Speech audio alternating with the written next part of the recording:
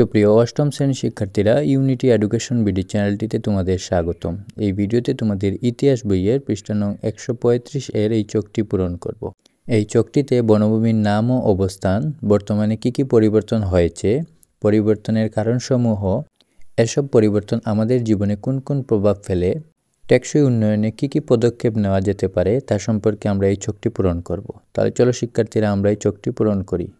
বনভূমির নাম ও অবস্থানে লিখব গ্রীষ্মমণ্ডলীয় চিরসবুজ বন, পার্বত্য চট্টগ্রাম এবং বাংলাদেশের পূর্ব ও দক্ষিণ অংশ। তারপরে ম্যানগ্রোভ বন, খুলনা, সাতক্ষীরা, বাগেরহাট জেলার দক্ষিণাংশে। এরপরে চোখে লিখব বর্তমানে কি কি পরিবর্তন হয়েছে। বনভূমির আয়তন কমে এসেছে, বনাঞ্চলের মধ্যে 1 লাখ হেক্টর বন দ্বারা আচ্ছাদিত আছে, পাহাড়ি বনের মাত্র 14% টিকে আছে।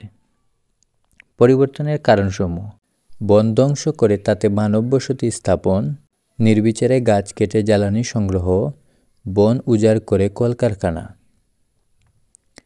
এসব পরিবর্তন আমাদের জীবনে কোন কোন প্রভাব ফেলে?